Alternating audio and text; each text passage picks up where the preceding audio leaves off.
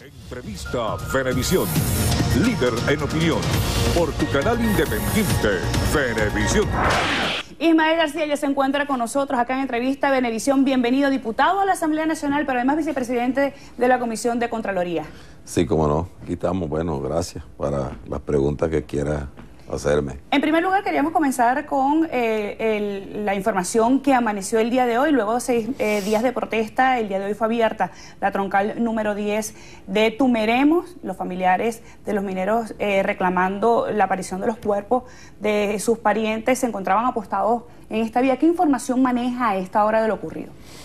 Mira, la Asamblea Nacional el martes, el diputado Américo de Gracia ejerció un derecho de palabra en nombre de la Unidad Democrática, de la mayoría parlamentaria. Se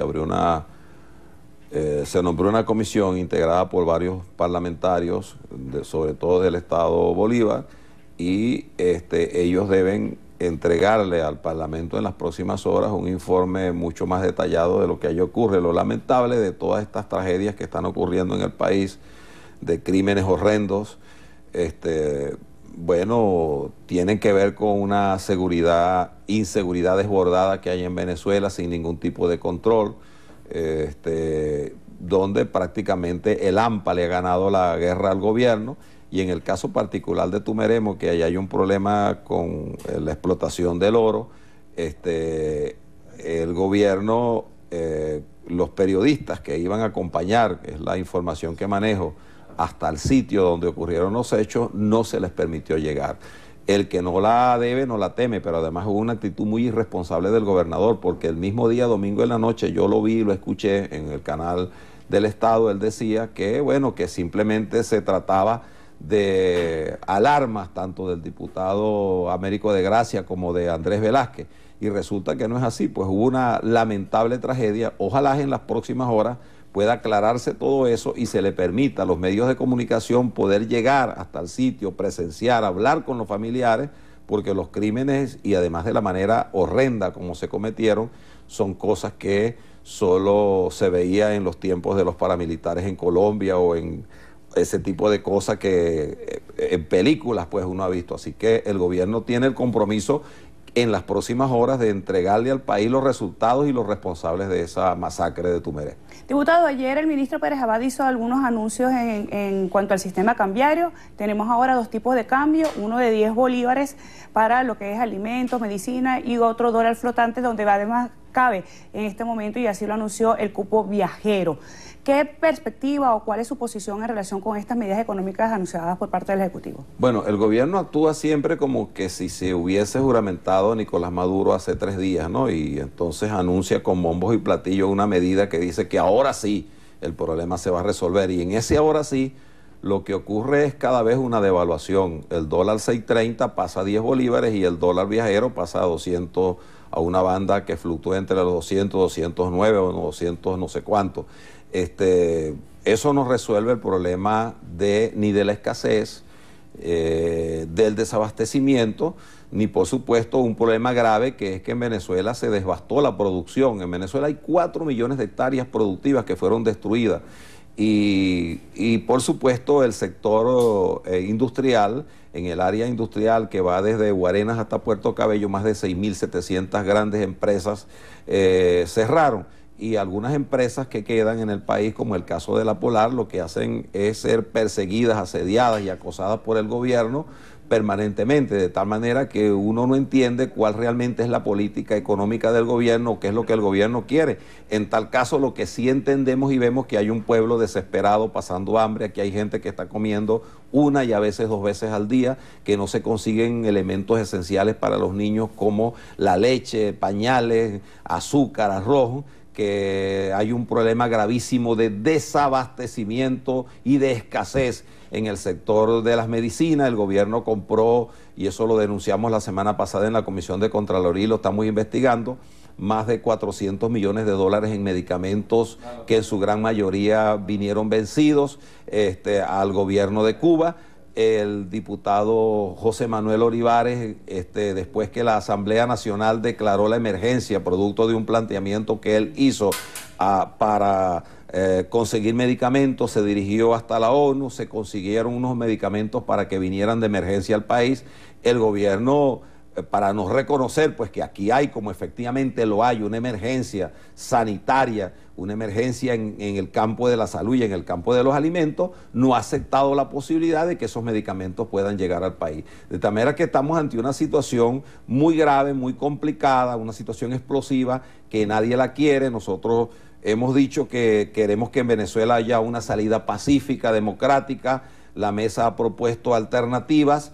El gobierno de Nicolás Maduro, lo que uno siente en la calle no es ya si estas medidas que son solo para devaluar, que toman todos los días, son buenas o son malas, son medidas que no van a resolver el problema. Lo que la gente quiere es que se produzca un cambio en la política. La gente votó por un cambio y el cambio es que Nicolás Maduro vaya y desaloje y se vaya de Miraflores por la vía constitucional, por la vía pacífica, democrática, que le evite al país una gran tragedia que nadie quiere, y que una salida, digamos, que permita que en donde no va a ser, digamos, perseguido, desplazado el chavismo, la gente que, porque allá hay gente buena con la que hay que entenderse, no todos los que están allí son corruptos, irresponsables.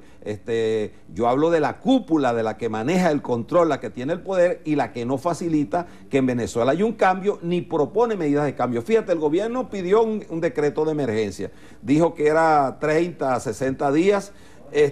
Luego la Asamblea explicó que no hacía falta y por eso no aprobamos ese decreto, porque el gobierno tiene los instrumentos para atender el problema de la emergencia, y si el gobierno requiere de un crédito adicional para comprar medicamentos, para comprar medicina, pero además que haya vigilancia y control, desde la Asamblea tendríamos toda la disposición para que eso pueda ocurrir. Pero ese decreto económico del gobierno era simplemente una manera nuevamente del gobierno decir que va a resolver el problema y no lo resuelve. ¿Cuántos días han pasado ya de ese decreto? ¿Cuáles son las medidas que se han tomado? ¿A qué sector se ha convocado al sector productivo para discutir los temas?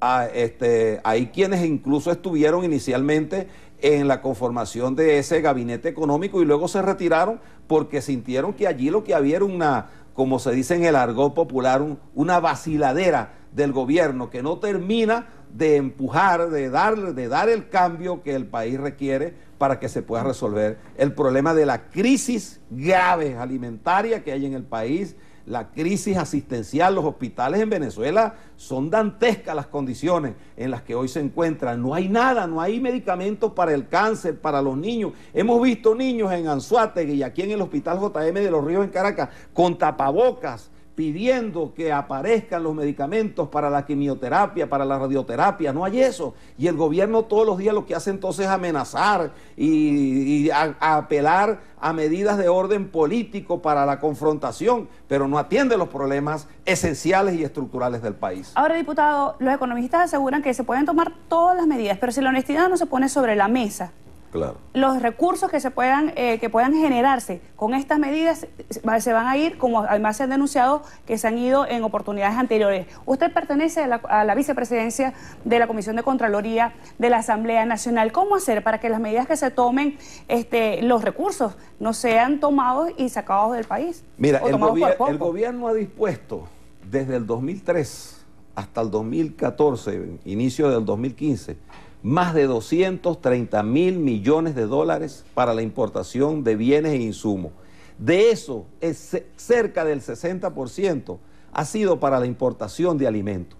¿Quién se acuerda hoy de las más de 143.000 toneladas de alimentos que se pudrieron y que se enterraron?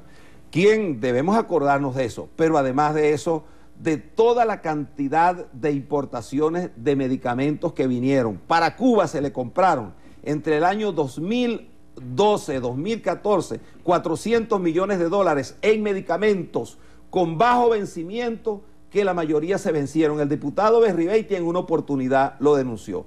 Luego entonces en el 2014 el presidente Maduro dijo que el cadivismo estaba haciendo daño, porque el propio Giordani denunció que a quien vamos a interpelar en los próximos días en la Comisión de Contraloría y la expresidenta del Banco Central de Venezuela, Imer Betancourt, que en Venezuela se habían desaparecido, uno dijo 25.000 millones de dólares y otro 23.000 millones. El propio Nicolás Maduro dijo que aquí habían llegado a Venezuela containers llenos de piedra o vacíos de ese dinero y de esa lista de empresas fantasmas que nunca aparecieron. Entonces Nicolás Maduro en el 2014 designó una comisión integrada por el señor José David Cabello Rondón y el señor Barroso, uno presidente de Cadivi y el otro presidente del CENIAT, que conjuntamente con el gabinete económico deberían tomar las medidas para que se resolviera el problema del saqueo que estaba ocurriendo allí. Solo escuchamos una vez decir a Barroso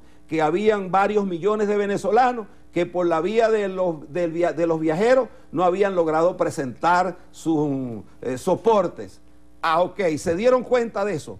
Nunca tampoco hubo una sanción, fue como una cortina de humo, porque resulta que el mayor saqueo que se produjo en Cadivi, conjuntamente con el CENIAT, que eran los organismos, que eran una comisión técnica designada por el presidente Maduro, fue en el año 2014. Allí incluso el señor José Pello Freda, yo voy a poner, que maneja un grupo de empresas que se llama Corpovec, que es una corporación de empresas públicas que importan insumos, alimentos, entre ellos casa, por ejemplo. Bueno, ha tenido la bicoca de manejar más de 60.000 millones de dólares que no sabemos dónde están, dónde han parado, porque resulta que en Venezuela no hay absolutamente nada, pero tampoco nos han presentado la lista de empresas fantasma, de tal manera que esos personajes, al igual que José Pello Freda, tendrán que ir a la Comisión de Contraloría a explicar qué hicieron con ese dineral que fue dispuesto por el gobierno nacional para resolver el problema de los alimentos, de las medicinas, entre otros, y que hoy en Venezuela no hay nada. Aquí la gente se está bañando incluso con jabón azul cuando consigue, porque no hay jabón de bañarse, no hay pasta de dientes. Estamos ante una emergencia humanitaria en materia de alimentación y en materia de salud y en otros rubros también. De tal manera que el gobierno todos los días actúa con amenazas, con presiones, con chantaje, y eso, señor Maduro, no va a resolver el problema de la crisis que tenemos en Venezuela. Este es un gobierno que de verdad llegó a su fin, que ya no da para más, y por eso nosotros hemos planteado ante el país responsablemente que por la vía del referéndum revocatorio, por la vía de la enmienda o de la solicitud de la renuncia de Nicolás Maduro, debe producirse un cambio en el país, porque ya esto llegó al llegadero, como se dice en criollo. Bueno, nosotros también llegamos al llegadero ahorita en la entrevista porque se nos acabó el tiempo, diputado. De verdad, agradecida por su presencia. Muchas gracias a usted. Aquí Entrevista Venevisión. Ismael García, diputado a la Asamblea Nacional por la Mesa de la Unidad. Gregorio, regresamos contigo.